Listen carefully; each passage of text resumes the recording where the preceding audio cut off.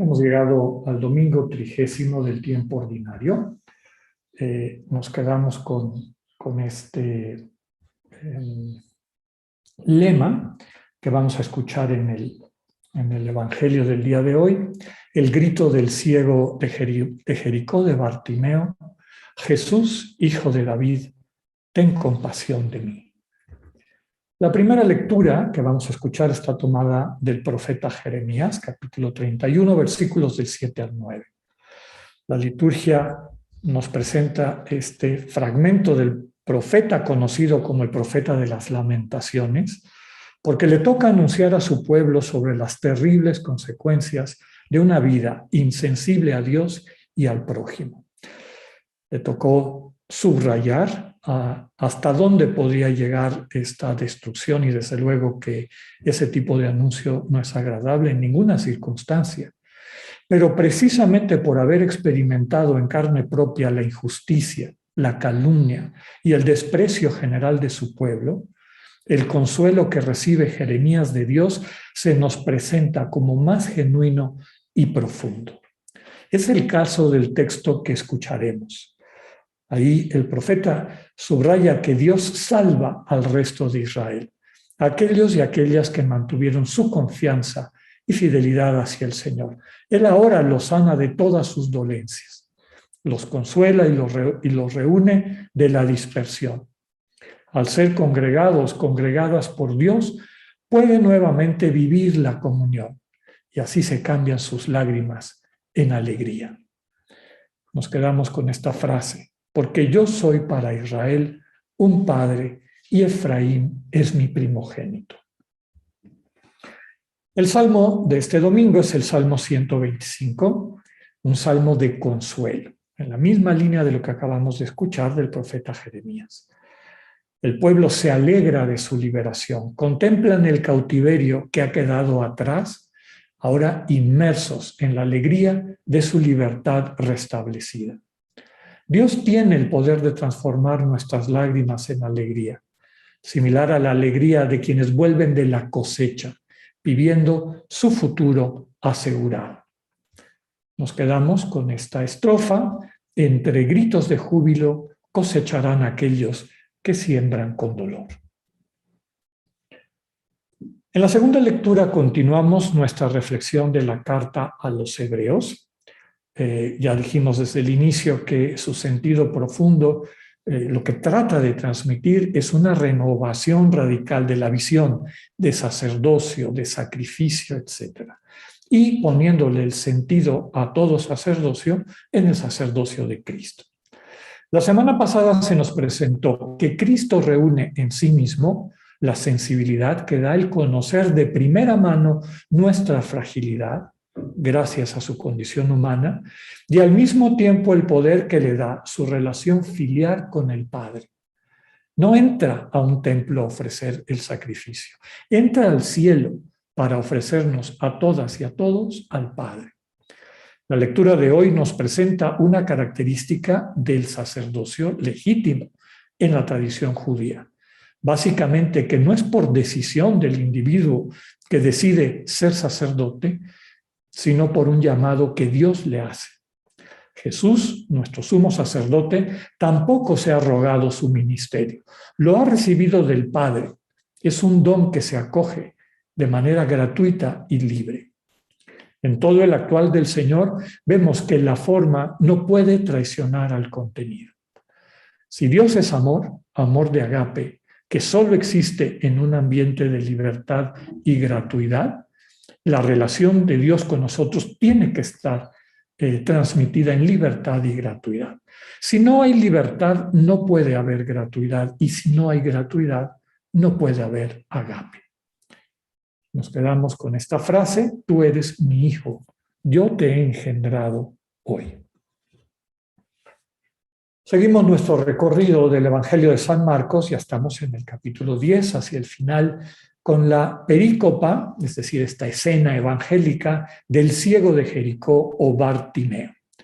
Como les pongo en la diapositiva, muy querida por toda la tradición contemplativa cristiana, porque en Bartimeo En el hijo de Timeo, este ciego de Jericó, nos reconocemos. Reconocemos que estamos ciegos como él, una ceguera que a lo mejor no es de la visión física, pero sí la incapacidad de ver, captar la presencia de Dios y su comunicación amorosa en todo lo que nos rodea y en lo más íntimo de cada ser humano. De esta ceguera necesitamos ser sanados. Bartimeo sobrevivía pidiendo limosna al borde del camino de Jericó. De alguna manera podríamos decir que se había adaptado a su situación y había encontrado un modus vivendi. Sin embargo, la presencia de Jesús lo sacude. Capta que su vida podría ser diferente si tan solo pudiera ver. Se pone a gritar para llamar la atención de Jesús. Confía en que Jesús lo puede sanar. Las personas de su entorno reaccionan de forma negativa. El ciego que pide limosna se está saliendo de su lugar y se está convirtiendo en una molestia. Quieren que vuelva a su papel y que les deje a ellas y a ellos seguir con su papel. Como decíamos la semana pasada, cuesta trabajo decir yo ya no juego con estas reglas. He descubierto un nuevo mundo, una nueva manera de ser. Bartimeo no se deja amedrentar, sigue gritando para captar la atención del Señor. Lo reconoce como Mesías, hijo de David, y le pide que sienta con él. Es decir, ten compasión de mí, acompáñame por favor en mi padecer. El Señor lo manda a llamar. Los mismos que trataban de callarlo ahora lo animan. Ánimo, levántate porque Él te llama. Ante el llamado del Señor, el texto de Marcos nos dice que Bartimeo lo deja todo, porque tenía muy poco, su manto, tira su manto y se acerca al Señor a quien no ve, pero sí escucha su pregunta. ¿Qué quieres que haga por ti? Con Bartimeo cada uno de nosotras y nosotros respondemos, Maestro, que pueda ver, o más bien, que pueda verte. Nos quedamos con esta frase del final, al momento recobró la vista y empezó a seguirlo por el camino. Queridos hermanos y hermanas, para mí este domingo, la frase que se me quedó, que de alguna forma explicita lo de todas las lecturas, incluyendo el Salmo, porque está tomada del Salmo, es esta invitación a ser liberados, liberadas del cautiverio. El Señor Jesús viene al mundo, que es este Dios encarnado, esta comunicación encarnada de Dios en medio del mundo, y viene para liberarnos del cautiverio. El cautiverio que nos está destruyendo, esta esclavitud que también evoca el texto de Isaías que el Señor presenta como un proyecto de su mesianismo, el Espíritu de Dios sobre mí, porque me ha enviado a curar a los enfermos, restaurar la vida a los ciegos, liberar a los cautivos, liberar a los que están también oprimidos. El peor cautiverio es el cautiverio del desamor. Y lo compartíamos al inicio de nuestra Eucaristía cuando le pedíamos al Señor la gracia de ser sanados. La mayor parte de nosotras, de nosotros, estas cadenas que a veces nos impiden vivir con total libertad, con total plenitud, la vida que el Señor nos ha regalado y a la que nos invita, tienen que ver con expresiones, situaciones de desamor. Cuando hemos sido víctimas de ese desamor, y ser víctimas en ocasiones puede ser porque hubo un acto voluntario de una persona que decidió, normalmente, yo diría prácticamente siempre, enfermo o enferma del egoísmo, que es el pecado fundamental, el pecado original, enferma de egoísmo, daña a los demás, los maltrata, los hiere a través de actos o omisiones de desamor. Y eso nos va afectando, se va traduciendo en una especie de esclavitud, en una especie de ceguera. Y en otras ocasiones les he comentado que dependiendo de dónde está nuestra conciencia, a qué está vinculada nuestra conciencia, así vemos el mundo. Si recibimos una noticia preocupante, algo que nos inquieta, que nos quita el piso, como solemos decir, aunque estemos en el lugar más hermoso del mundo, siempre esa inquietud va a distorsionar nuestra manera de ver el entorno. No hay nada que distorsione más nuestra percepción de la realidad que este desamor. El no haber sido, lo comentábamos la semana pasada, reconocidos, convalidados, sostenidos, transformados, finalmente amados. Y vamos arrastrando estas cadenas y como consecuencia vemos el mundo distorsionado. Realmente estamos ciegos. No captamos, no percibimos todas las posibilidades que hay de ser contribuyentes a una vida mejor. Y no en abstracto, sino la sensibilidad para percibir en este momento particular, en esta circunstancia, con las personas con las que estoy interactuando, ¿qué me toca hacer para que el amor prevalezca? Ningún mensaje es más importante en este domingo de las misiones. Los cristianos estamos llamados a ser presencia de Dios a través de una actitud de amor. Tratar, interactuar con nuestros hermanos y hermanas desde el amor que hemos recibido de Dios y compartir con la gente que nos rodea desde nuestra actitud la posibilidad de vislumbrar un mundo diferente, un mundo de fraternidad, de sororidad, de encuentro de hermanos y hermanas que construyen el sueño de Dios, el proyecto de comunión.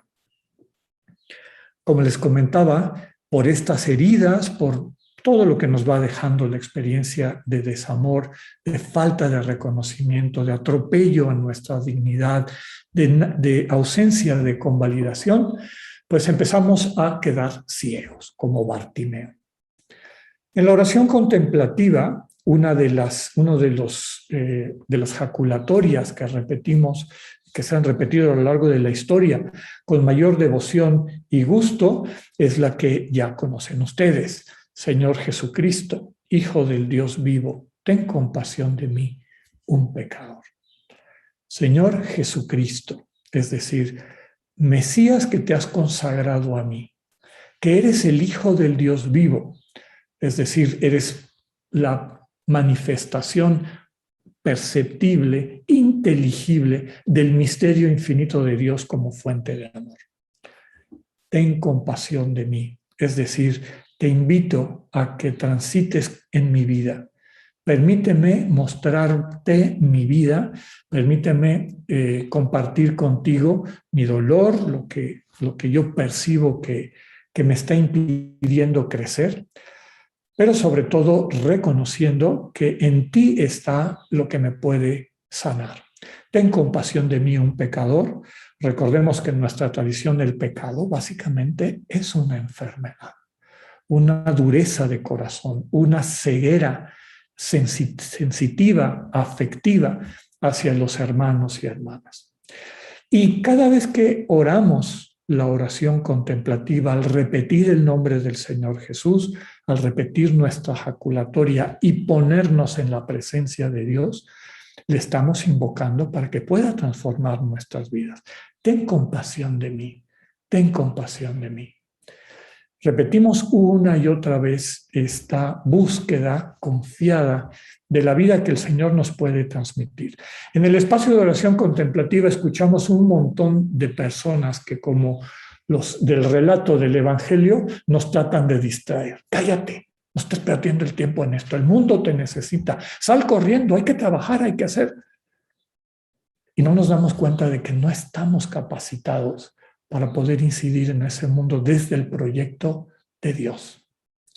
Pablo en su carta a los Corintios, en el capítulo 13, que hemos citado muchas veces, cuando describe en el preámbulo al himno de la caridad, al himno del amor, pone una serie de actividades, de actitudes heroicas, saber lengua de los ángeles, de los hombres, conocer la ciencia, tener fe para mover montañas, entregar todos tus bienes a los pobres, dejarte quemar por tu fe. Y de cada una de esas él dice, si no tengo amor, de nada me sirve. Porque si no he recuperado esa transparencia de visión, si no he dejado que el amor de Cristo me transforme, no voy a ver a mis hermanos y hermanas como lo que son, desde su dignidad de hijos e hijas de Dios. Y muchas veces van a convertirse en objeto de mi caridad, en objeto de mi sentido de deber, de lo que me parece que es justo, pero donde a veces desaparece lo más importante, que son mis interlocutores, hermanos y hermanas con quienes estoy llamada a construir una comunión. El testimonio de Bartimeo, literalmente Bar es hijo, Bartimeo, hijo de Timeo, el testimonio del ciego de Jericó nos invita a que no cejemos. Día con día acudamos al encuentro con el Señor para repetirle una y otra vez, ten compasión de mí, estoy enfermo. Y realmente ponernos en sus manos. Como Bartimeo, pues seguimos acercándonos a Jesús a ciegas. Lo fundamental es que escuchemos la forma como Él se dirige a nosotros y con su palabra, es decir, con su comunicación, nos va sanando. Eso nos capacitará para terminar, como nos dice el texto, con esta experiencia muy bella de recuperar la mirada, recuperar la vista, recuperar la capacidad de percibir la presencia del Dios que se comunica de forma amorosa en todo lo que nos rodea, como nos dice San Ignacio al final de los ejercicios en la contemplación para alcanzar amor, y desde ahí seguir a Jesús. Bartimeo recupera la vista y sigue al Señor. Que podamos, como hijos e hijas de Dios, habiendo recuperado nuestra dignidad, convertirnos realmente en mensajeros, mensajeras de la buena noticia. Que así sea.